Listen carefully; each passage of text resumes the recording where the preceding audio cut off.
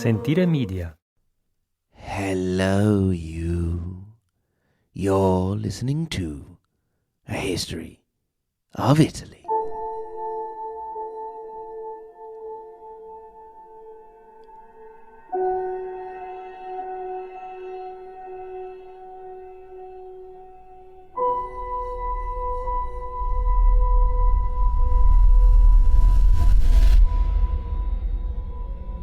Special Halloween episode. The Ghost of Bardi Castle.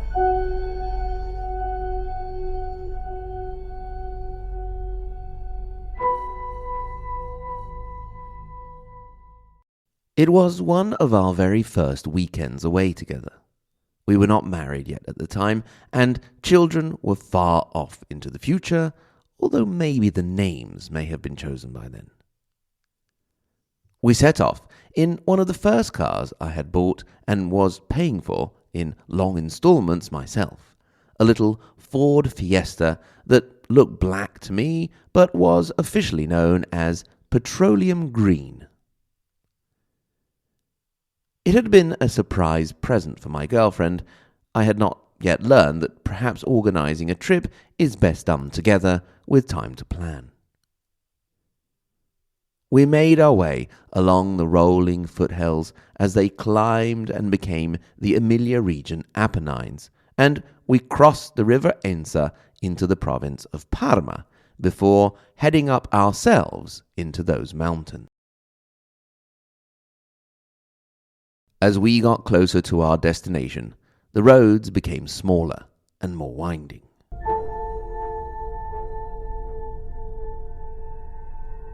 At a certain point, the paved road gave way to a gravel section in which there had been a landslide that had taken out part of the mountainside.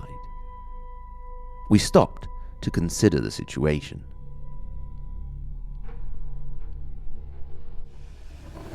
We did not know the area, and there seemed to be no way around to reach our bed and breakfast. When I had booked, the lady on the phone, who sounded a bit odd, had not warned me of any landslide. After some consideration, we decided that things looked safe enough, and we slowly drove across the section of road, all the time wondering if we would be able to make our way back.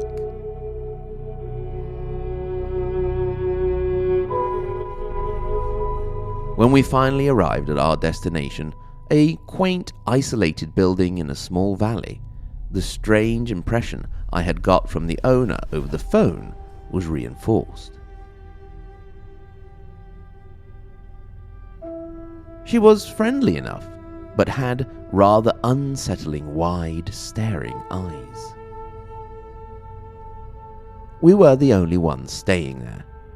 Now, usually I would be very pleased at that because I'm not a big fan of crowded places, but in this case, it put me a little on edge. We got to our room and were about to put some of our clothes in the wardrobe when we found that it was full of somebody else's clothes. Perhaps this was a room that the owner herself used. Perhaps there were somebody else's clothes.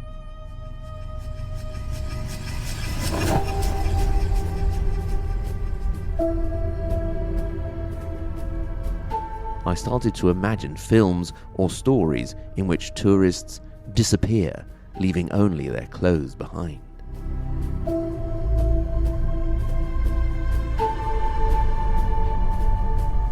At this point, although we were pleased we had reached our destination and found it quite lovely, we still felt a certain sense of unease and thought it best to make sure our door was well locked for the night. I did not sleep very well that night, perhaps plagued by strange, unremembered dreams. Nothing happened to us during the night, and the next morning we prepared to leave for our destination. I could see it by looking out of a window, as dawn gave way to early morning, standing stark against the skyline on its high cliff, the castle of Bardi. I remember thinking two things. The first, that I was quite happy to get away from that place. And the second was that the castle up there on the cliff, as well as the surrounding area, were a great place for a ghost story.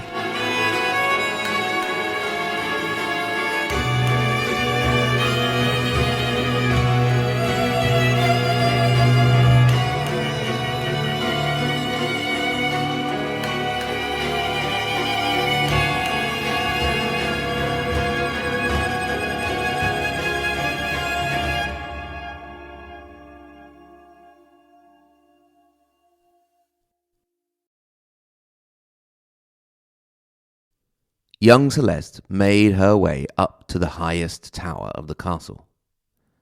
The servants she passed gave her a bow or a curtsy, but otherwise did not much pay attention to the young and beautiful daughter of the lord of the castle, since she would often spend a lot of time up on the tower.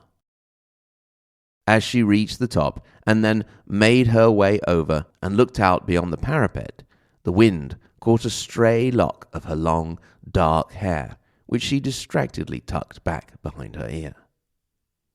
Until the previous day, this had been a place of great joy for her, as she watched her beloved Moroello, captain of the castle garrison, drilling his soldiers in the courtyard or in the fields below the castle. She now thought back to how their love had grown, the first fleeting glances, becoming more insistent and bold, the first meeting by chance when he had passed close to her, sending all her emotions into a frenzy, the first kiss in which the bold soldier, fearless in the face of potential death, had been just as fearful as the young girl. She sometimes feared that their love was an open secret, the way many inhabitants of the castle looked at her knowingly. Had it not been for her ever-faithful wet nurse Giovanna, the open secret would have surely reached her father. He, however, was probably too busy to pay attention to such trivial things as his daughter being in love. He was fixed on his politics and war-making. It had been her father's politics that had brought her to her current state of deep anger and growing despair. She had been promised to another lord to help seal her father's political alliance. She would have to leave her castle, her chambers, her Giovanna, but most of all, Moroello, to go and lie in the bed of a man 3 times her age. She caught a glimpse of her loved one, and, as if feeling her gaze upon him, he looked up.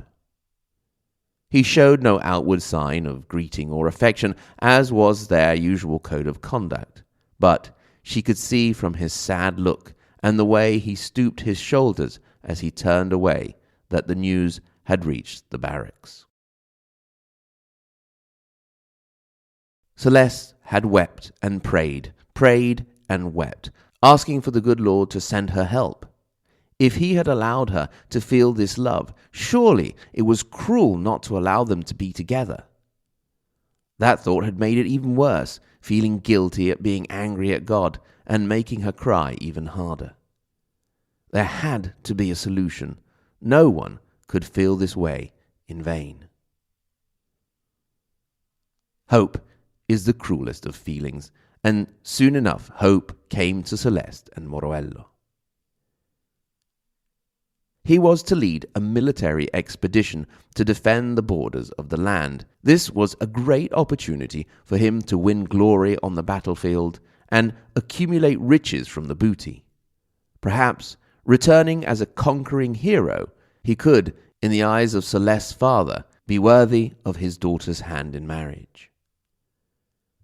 In the days leading up to the battle, they made all kinds of plans: marriage, a family, and ruling together over the family lands. Moroello dreamed of following in the footsteps of the great condottieri of the past, the ones he had heard of and admired as a child: Castruccio Castracani, who had been lord of Lucca, Braccio da Montone, who had become lord of Perugia and surrounding castles. The day of departure finally came, and once again, thanks to Nurse Giovanna, they managed to have one last meeting, a fleeting kiss. Soleste told her lover that it was a good luck kiss, yet, after all the great, seemingly invincible plans they had made in the previous days, a deep-rooted fear had started to creep into her heart. A fear that the kiss was not one for good luck, but a kiss goodbye.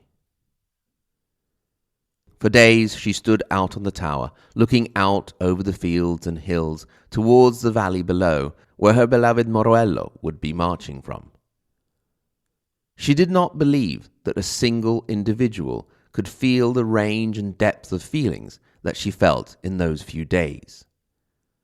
Great soaring hope, immense joy at the prospect of her future with Moroello, paralyzing fear at the idea of his defeat and death, deep despair about the idea of living without him, all in one young breast, and all in the space of minutes. In the early morning of the fourth day, an army did indeed appear on the horizon. The frustration became unbearable. They were as yet too far to make out whether they were the troops of Moroello or of the enemy. As the hours passed and the army drew closer, a growing sense of horror gripped Soleste. The insignia of the oncoming troops were those of the enemy. She did not think for a moment of the siege that would certainly come, of the possible months trapped inside the castle as the enemy waited outside, attempting to starve them out. She did not think of what would happen if the siege was not lifted by her father's allies, and even in that case she could not have rejoiced, for it would have meant a lifelong prison for her in the bed of another man. All she could think of was that her Moroello was no more. She started to shake her head in desperation. This could not be. She could not have been made to feel all she had felt for nothing. It was too cruel. It was too much for one person to bear. A wail of despair escaped her, and she sank to the ground. Whatever the future now held for her, she did not want it. As her sobbing subsided, a sense of determination took over. She would not allow her future to be decided by others, not by the advancing enemy, not by her father. She would take her life into her own hands. She climbed up onto the parapet and for a moment looked out, wondering where the body of her beloved lay. Then, with the same final certainty that had been building inside her, she took her last step.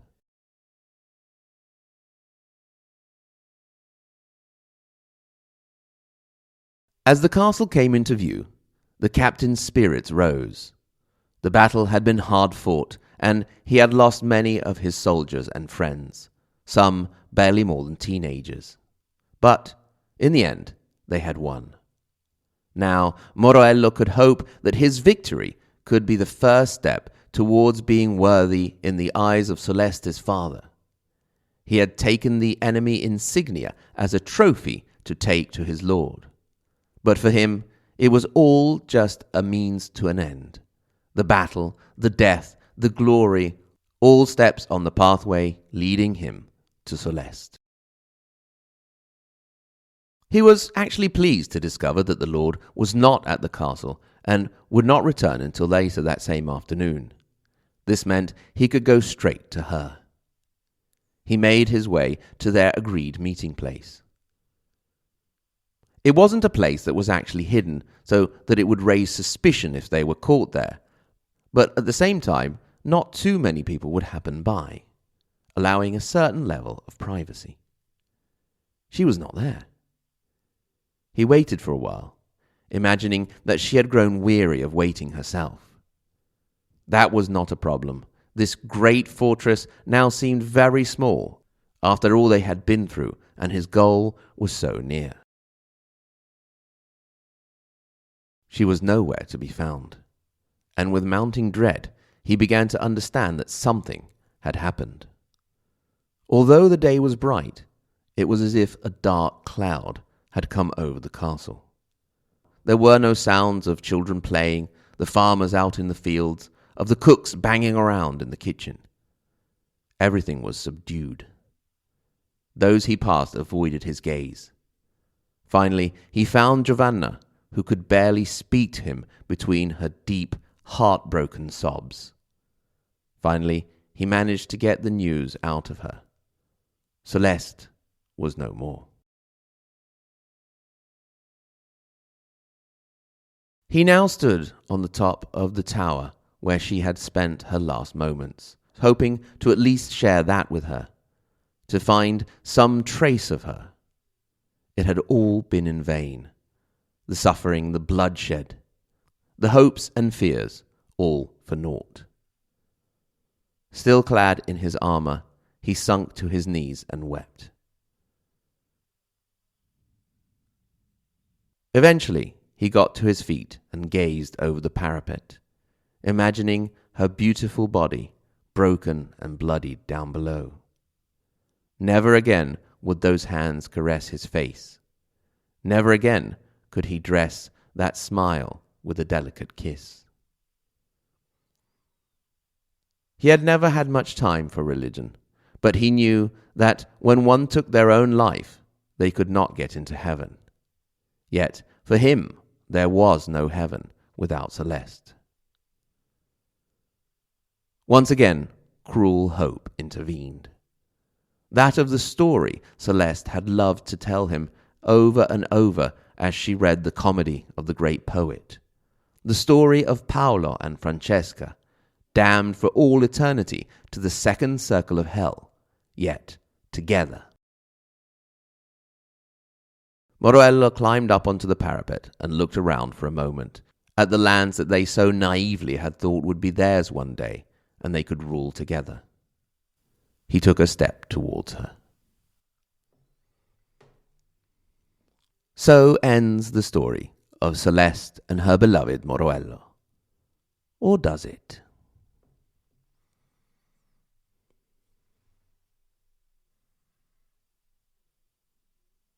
The castle of Bardi is located in the Emilia area, in the province of Parma. You may know of Parma from the famous Parma ham and, of course, the Parmigiano Reggiano cheese. I will probably have to do an episode on the cheese sometime, but suffice it to say now that it is called Parmigiano Reggiano cheese, keeping in mind that it is mostly produced in our province of Reggio Emilia, so it should be known internationally as Reggiano cheese rather than the more common Parmesan. Anyway, controversy aside, Parma is a very beautiful province and city, even though they did steal our cheese. The most common origin story of the name of Bardi is from the Longobardi, the Lombards, the Germanic people who invaded Italy in the late 6th century and dominated over many areas of the country until they were kicked out by the Franks in the late 8th century, although many of them continued to hang around. The impressive fortress, which is built on a steep peak, was first built between the 9th and 10th centuries. In the year 898, it was sold to the Bishop of Piacenza, who needed it to protect against the Magyar invasions. Then, up until about the 13th century, the castle was managed by a group of local nobles that became known as the Counts of Bardi. In 1257, it was purchased by the Ghibelline Ubertino Landi of Piacenza, and it became the capital of his family holdings. The lands around the castle would have been the location of important battles between the Ghibellines and the Guelphs, for example in 1313, when the Guelphs were defeated. It is in the late 1400s that the legend of Soleste and Moroello is set. It was in the early 1500s that the castle took the shape that we can admire today, and in 1551, Charles V granted the Landi the title of Marquis, so they got really posh. Indeed, towards the end of that same century, Federico Landi converted it into a more princely manner, adding an art gallery, archives, library, and weapons exhibition. In 1682, the last Landi died out, and the castle started its period of decline. It passed to the Farnese family, and then to the Bourbon of Parma. The decline continued, and in the 19th century, it became a prison. It is in the late 1960s that the fortress at Bardi started its new life, with a great investment in reconstruction. And when it was ready, it was opened to the public again. Ever since the castle was opened to the public, reports of unusual happenings started to come in.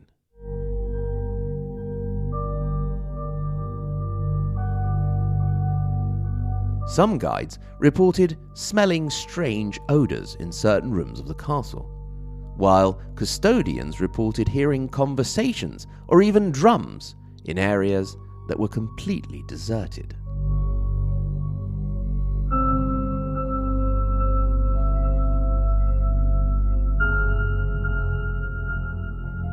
A couple of newlyweds staying in the castle claimed that they had heard piano music all night long, while a group of scouts staying near the old inn area said they had heard a conversation, despite the fact that the room in question was empty.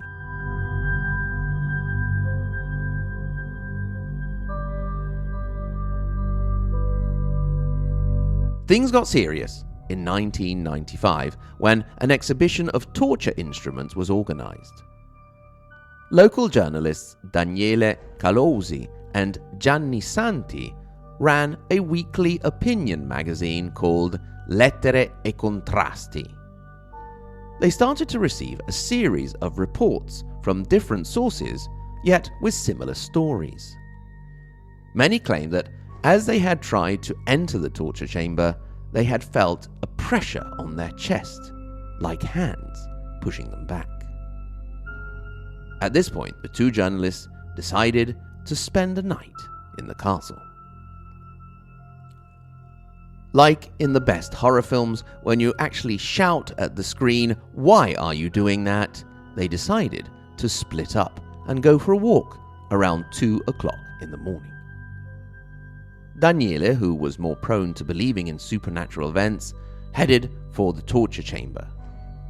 As he tried to enter, he claims that he immediately felt a falling sensation and then a pushing sensation on his chest, as well as a smell of sulfur. He met up again with Gianni, and as he told his story, Gianni noticed a strange luminescent cloud hovering over Daniele's head, and he quickly took pictures. You can see these pictures in the show notes and decide for yourself what they could be. The two then enjoyed their 15 minutes of fame, appearing in newspapers, radio interviews, and even a popular daytime national TV program. The believers and non-believers argued back and forth about the authenticity of the whole thing. It was 4 years later, in 1999, that something happened that had never happened before in Italy. Another team visited the castle, this time made up of 2 paranormal experts, Daniele Gulla and Michele Di Nicastro, who arrived with some lab technicians, a biologist, and 2 mediums from Florence. The mediums reported feeling a great sense of sadness at the foot of the main tower, and one even said she had seen the figure of a woman desperately looking for something or someone. Then again, I suppose it was easy to come up with that if you knew anything about the legend. The more interesting aspect was that the team had a thermal camera, and it was that camera that captured what is considered to be the first and perhaps only possible image of a ghost in Italy. Indeed, it captured the image of a soldier in armor with his head bowed. Many believers saw in this image the ghost of Moroello. In 2015, Video was added to the story when a team of paranormal investigators visited the castle and recorded images of rather disturbing male and female faces. I have added a link also to this video in the show notes. Well, dear spooky listeners, that is the legend and the story of the ghost or ghosts of the castle of Bardi. Believe it or not, that is up to you. If you happen to be traveling around Italy and have already seen some of the most important destinations such as Venice, Milan, Rome, Florence and Naples, you might want to try and take a trip in our direction to Emilia-Romagna and go and visit that castle high upon the cliff above the plains of the province of Parma, the castle of Bardi, and see for yourself if you can find the ghost.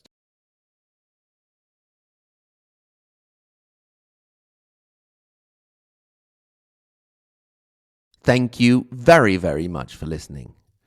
After the credits, we have created a couple of sketches, but if you don't want to ruin the romantic, dramatic, and spooky atmosphere, you might want to stop listening. Anyway, A History of Italy is written and presented by me, Mike Corradi, with help from Lucia Corradi, Edoardo Corradi, and Agnese Marconi.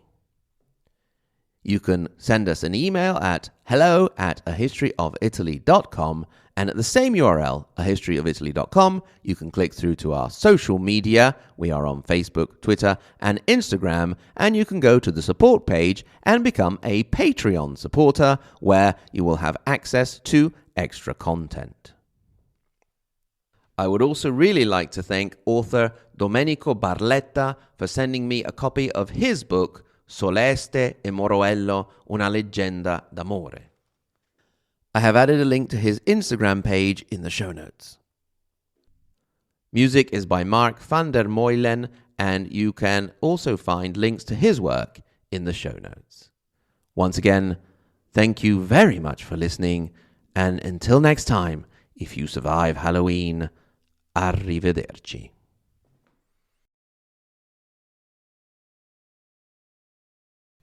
My lady, stand away from the parapet. You may fall. It's dangerous. Leave me be, nurse. I'm looking for my dear beloved Moroello. He should be coming back soon. I see soldiers approaching. Do you? What do they look like? Oh dear, they carry the insignia of the enemy. It must be that Moroello lies dead. I have no reason to live anymore. Goodbye, nurse. Here we go with the drama. Wait a minute, my lady. It could just be Moroello holding the insignia of the enemy. Oh, yeah, I didn't really think of that. I suppose I better wait a bit and see before I throw myself to my death. Well, at least we'll have some peace and quiet round here. What was that? Nothing, dear. Don't worry. By the way, if you do jump, would you mind jumping a few steps to the left? If you jump where you are now, it's going to make a terrible mess. And of course, I'm going to have to be the one to clean it up, as usual. Okay. That's, of course, if you do die straight away and not have to lie there for hours and hours in agony. Agony, you say? It wouldn't be just a romantic perk death? No, not at all. It would be a bit squishy mess. Your Moroello would probably have to stick you back together before giving you a goodbye kiss or something. Oh, I was expecting something a bit less messy. No, mark my words. Anyway, look closely. It's not the enemy at all. It's your loved one. Oh, joy, we will be together at last. My father will make him his heir, and we will rule over this land together. That's not very likely. What's that? I was just saying it's not very likely. I think if you want to be with your Moroello, you're going to have to run away with him. Yes, run away. That's what I'll do. Yes, yes, you can live the romantic life of a fugitive soldier's wife. No boring castles, no big expensive dresses to wear, no banquets and dancing, just the adventurous life of a military camp. What's more, you don't have to go and live with your promised husband in his huge castle and be surrounded by servants and riches. Oh, no pretty dresses. No, No banquets and nice food and stuff. nope, none of that nonsense. You'll be free. Celeste, my darling, I return victorious. Now, perhaps, in time, with some patience, after a bit, in some time, with some sacrifice, of course, your father may someday accept me, and in future we may be married. Yes, about that. What's that, my love? Well, I've missed you so much. Let me have a good look at you. Stand over there. What, here? Almost just a few steps back and to the left. What, is this all? Oh no, my love has fallen to his death. Woe is me. Come on, Nursey. I must seek consolation in a bit of venison and some wine. Very well, my lady, I'll see to it. Now, when you say huge castle, how big are we talking about?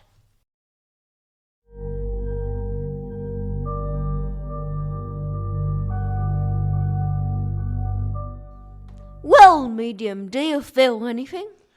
I feel a presence, but I'm not sure where.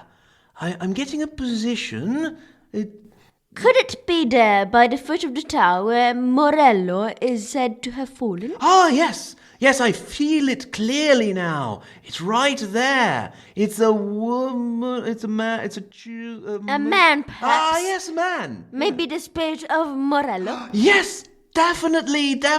I understand it is the spirit of Moroello. He's wearing An armor, perhaps? Yes, it is armor, indeed, armor.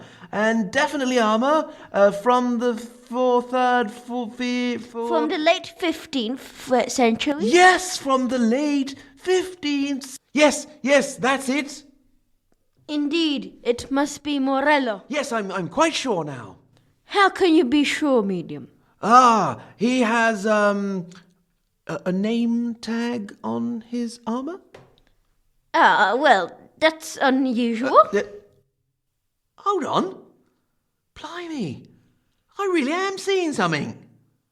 This has never happened before. Wow. See what now? Oh my. There's actually someone there. This is crazy. Oh, he's trying to speak to me.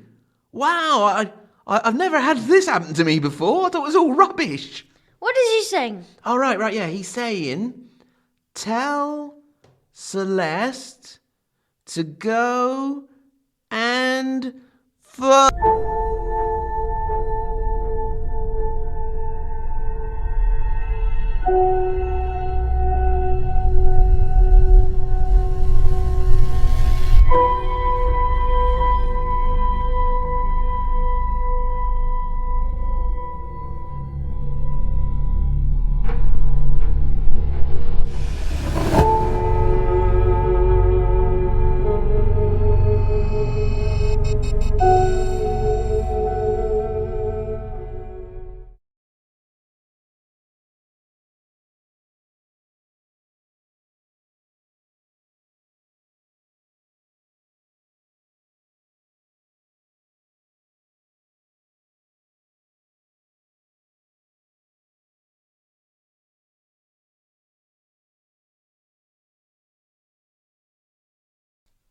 Oh, joy, we will be together at last. My father, my father, my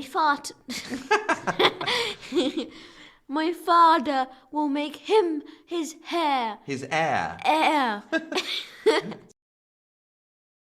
From the late 15th century? Yes, from the late 15th century. Oh, bollocks.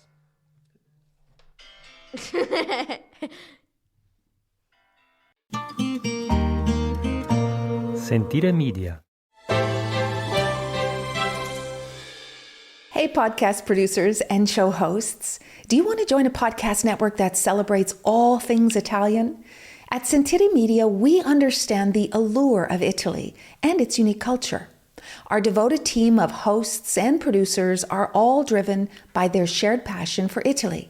And we work tirelessly to create the best lifestyle podcasts and content that will whisk you away to the very heart of Italy. With us, you can savor the mouth-watering flavors, get lost in the stories from the past, break down the cultural barriers, and truly immerse yourself in the vibrant traditions of this intoxicating country. If you have a great podcast idea or are already in production and would like to join Sentire Media, head over to sentiremedia.com, that's SENTIRE media.com, and find out how to submit your show.